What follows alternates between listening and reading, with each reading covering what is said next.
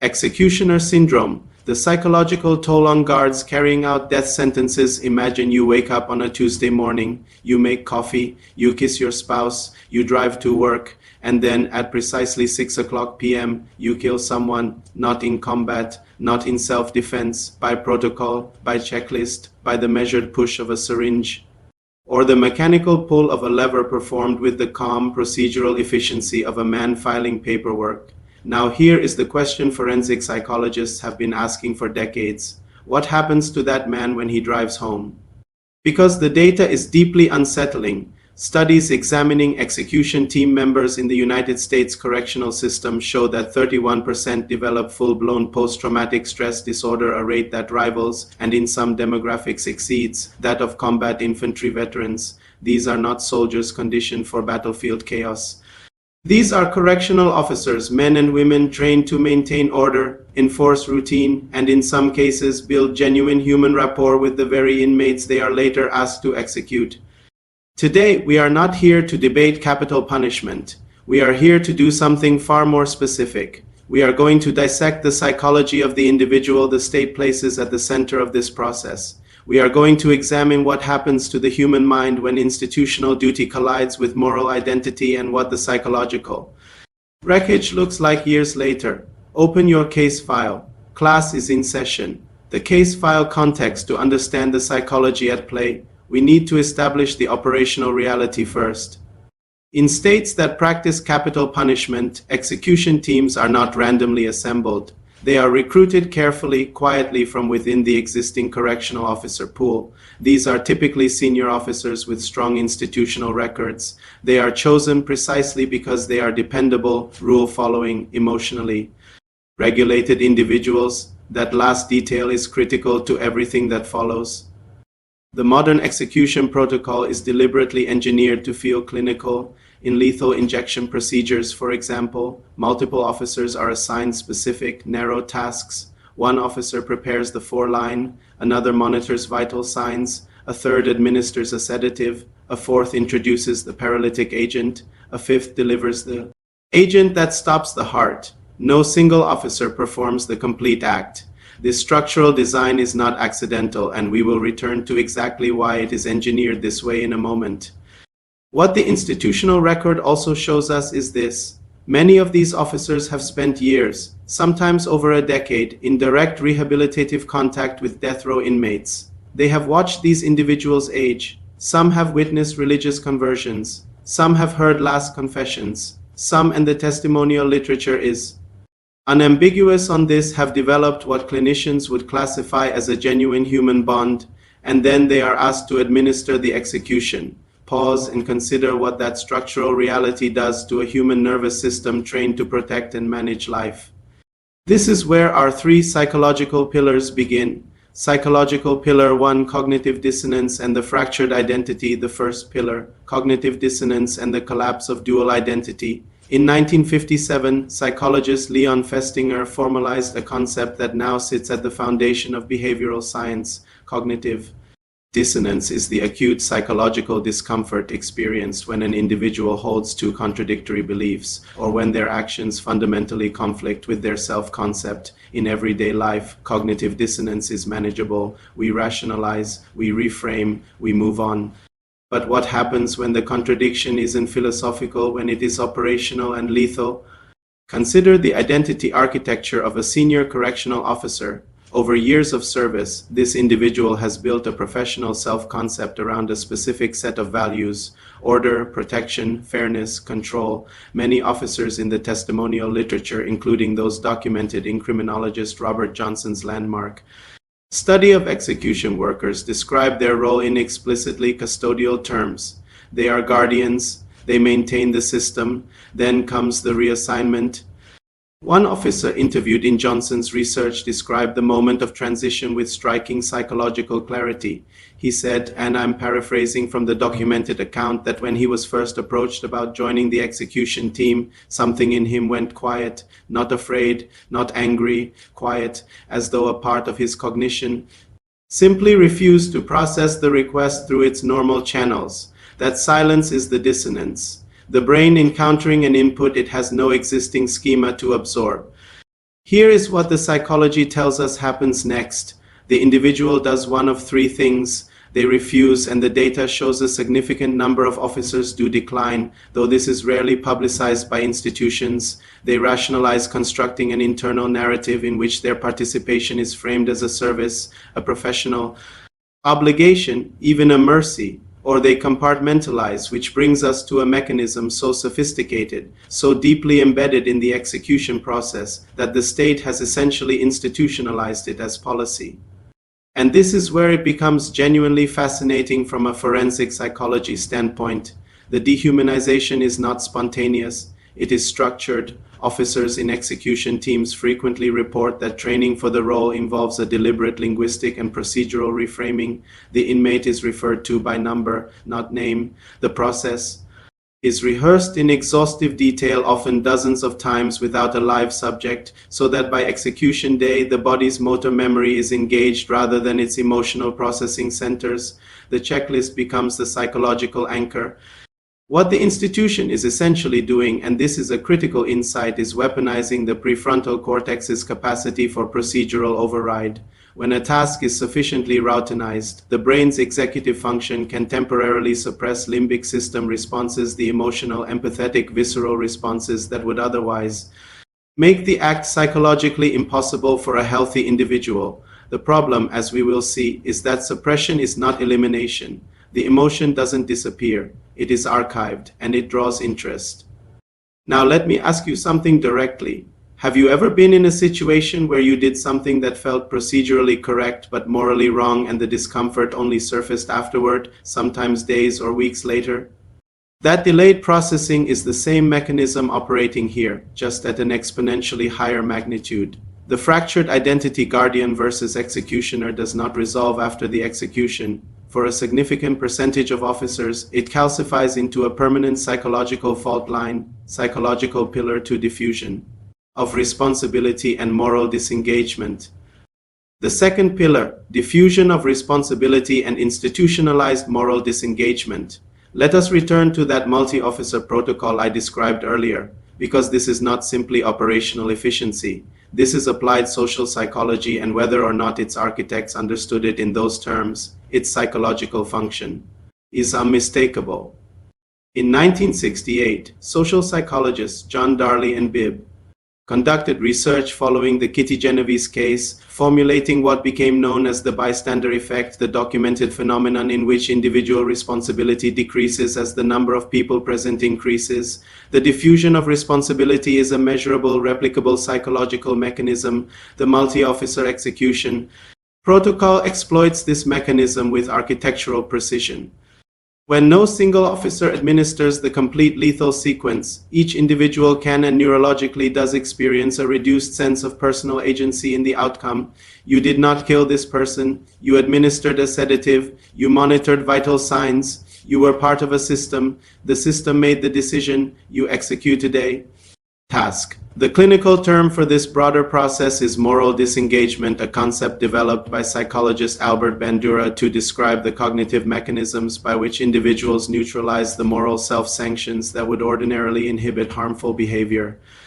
Bandura identified 8 specific disengagement mechanisms in the context of execution teams. At least 4 are operating simultaneously. First, moral justification. The execution is framed as a social necessity, justice for victims, protection of society, fulfillment of law. The officer is not committing an act of violence. They are serving the social order. Second, displacement of responsibility. The courts made the decision. The warden gave the order. The jury delivered the verdict. The officer is merely the final link in a chain of institutional authority. Third, diffusion of responsibility. As established, the multi-officer structure ensures no single participant carries the full psychological weight of causality. Fourth, dehumanization of the victim. The condemned's crimes are foregrounded. The rehearsed, numbered, proceduralized treatment of the individual throughout the process ensures that what lies on the gurney is processed by the officer's cognition as a category condemned inmate rather than a human being. Here is where the forensic analysis becomes particularly important. These disengagement mechanisms function. They work in the short term. officers are able to perform their duties without acute psychological breakdown precisely because these cognitive shields are operative. Pause and consider this. The very psychological tools that make the act possible are the same tools that make recovery from it extraordinarily difficult, because the disengagement that protected the officer during the execution must eventually be dismantled, and when the checklist is gone, when the uniform is off, when the officer is sitting at a dinner table and someone makes an ordinary joke about death, the archived material resurfaces, and the institution provides almost nothing to manage that resurfacing. Research published in the journal Traumatology found that the majority of correctional facilities in states practicing capital punishment have no specialized psychological support protocol for execution team members following a sentence carried out, general employee assistance programs, the same ones used for workers' compensation.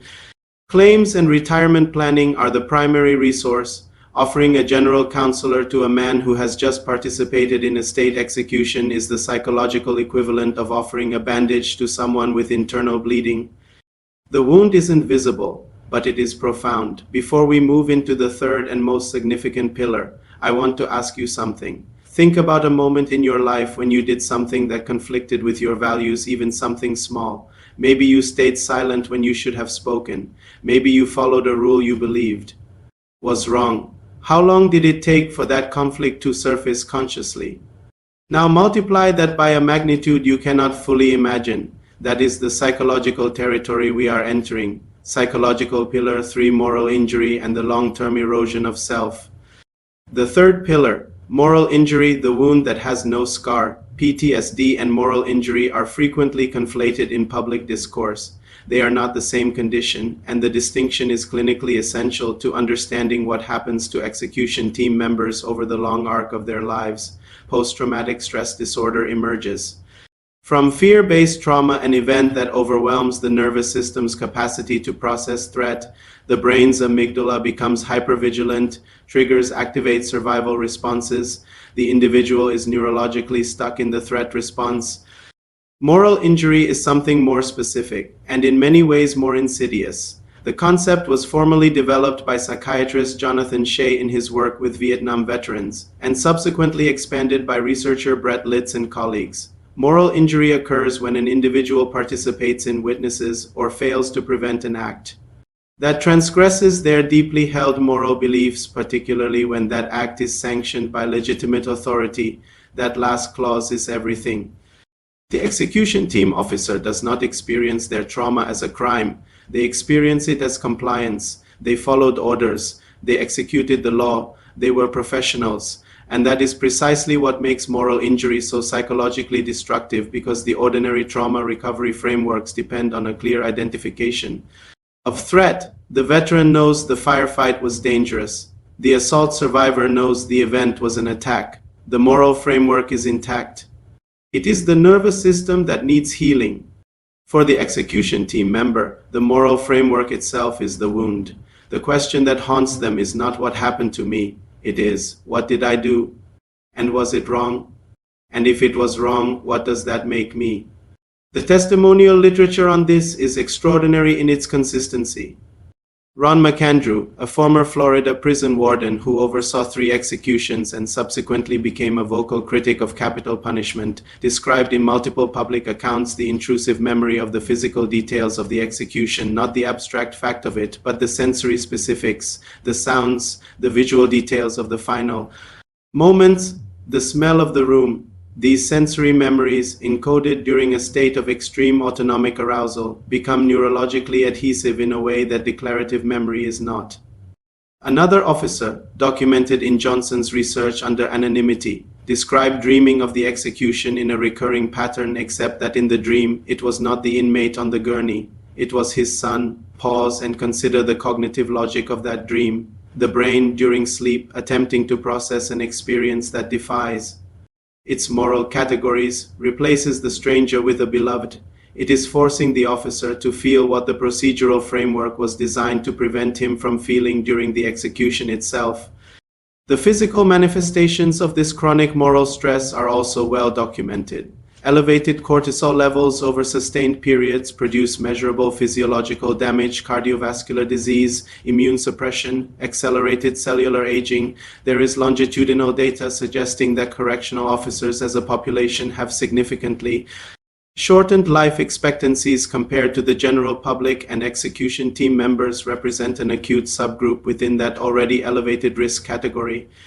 Substance dependency rates among this population are substantially above baseline. Divorce rates climb. Social withdrawal becomes a survival strategy rather than a preference.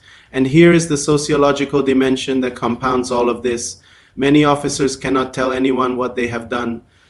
The stigma is layered and paradoxical. In some social contexts, participating in an execution is perceived as morally reprehensible. The individual who pulls the lever is a killer. In other contexts, it is perceived as a civic duty, a thankless but necessary function of justice. Neither perception leaves room for the officer's actual psychological experience, which is neither pride nor shame, but something far more complex, a dissociative fragmentation of identity that has no socially sanctioned language. They carry it alone. And isolation, in the context of moral injury, is not neutral. It is accelerant. Societal isolation and the architecture of silence. Let us examine that isolation more precisely, because it has a structure, and understanding that structure is critical to the forensic analysis. The correctional officer who serves on an execution team exists in what psychologists might describe as a social identity no man's land. Their professional identity is classified, unofficial, or actively discouraged from disclosure by institutional culture. Their civilian identity, spouse, parent, neighbor, friend, is built on a persona that must actively conceal a fundamental truth about what they do. This sustained concealment is not simply uncomfortable, it is psychologically corrosive. Research on secret keeping and cognitive load, including work by psychologist Daniel Wegner on ironic process theory, demonstrates that the effort required to actively suppress disclosure of significant information consumes substantial executive function resources. The individual is spending cognitive energy not telling the truth perpetually in every social interaction. Over years, this produces a phenomenon clinicians sometimes describe as affective blunting, a gradual flattening of emotional responsiveness that can look from the outside like stoicism, but is actually the behavioral signature of a nervous system that has exhausted its capacity for genuine connection. Family members of execution. Team officers frequently describe a spouse or parent who became unreachable, present physically, absent emotionally, often without any identifiable precipitating event, because the event cannot be named. And the institution, which mandated the participation and in many cases mandated the secrecy, offers almost no scaffolding for this experience. This is, in the clinical assessment of researchers like Johnson, a form of institutional abandonment. The state deploys these individuals for its most morally consequential act and then withdraws, leaving them to metabolize an experience that has no cultural container, no clinical infrastructure, and no social permission to be openly processed. The takeaway: how to recognize moral injury in everyday life. Now, as we always do on this channel, we bring the forensic analysis back to something applicable, because understanding the psychology of extreme cases refines our capacity to recognize related patterns in more ordinary contexts. What execution team psychology illuminates at a fundamental level is the anatomy of moral injury, and moral injury is not exclusive to execution chambers.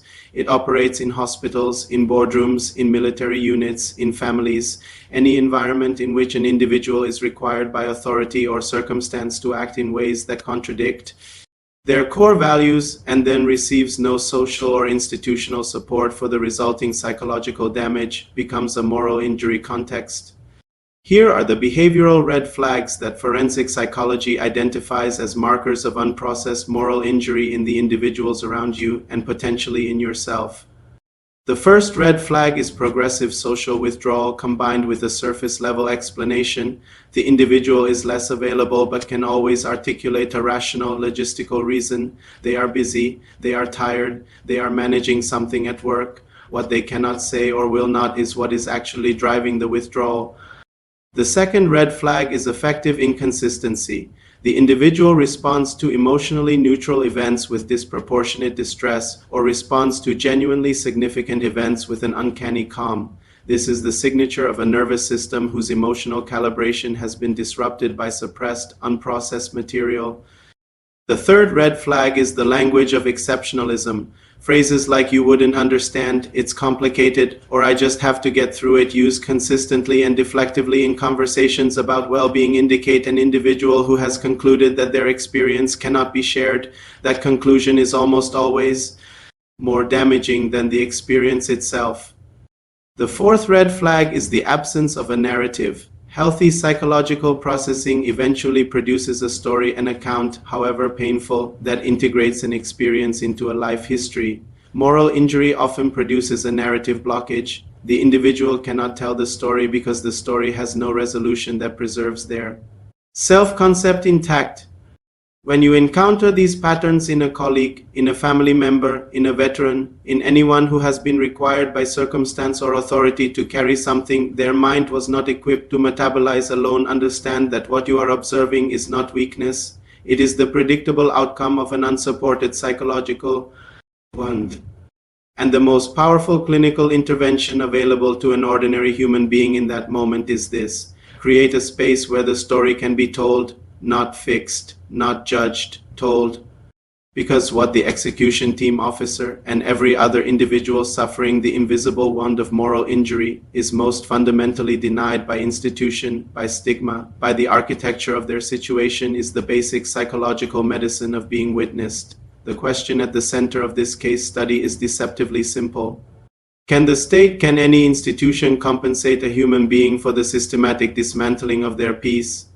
The behavioral data says no, not with hazard pay, not with early retirement, not with a general employee assistance program and a handshake. Because what the execution team member loses is not quantifiable in institutional terms. What they lose is the coherent story they were telling themselves about who they are. The gap between the guardian they trained to be and the executioner they were asked to become does not close on its own. It widens quietly over years in the space between who they were and what they did. The forensic psychology is unambiguous. We cannot ask human beings to perform inhuman acts and then expect them to remain fully human on the other side of it. That is not a political statement. It is a clinical one. And understanding it, truly understanding the mechanisms we have examined today, makes it impossible to look at the architecture of institutional violence without asking not just what it does to its intended subjects, but what it does to the men and women operating the machinery. Their silence is not stoicism. It is the sound of a wound that was never given a name. If this analysis changed how you think about the human cost of institutional systems, share it with someone who studies people for a living. And if you want to go deeper into forensic psychology cases like this one, the next video is already queued. The case file is open. I'll see you inside.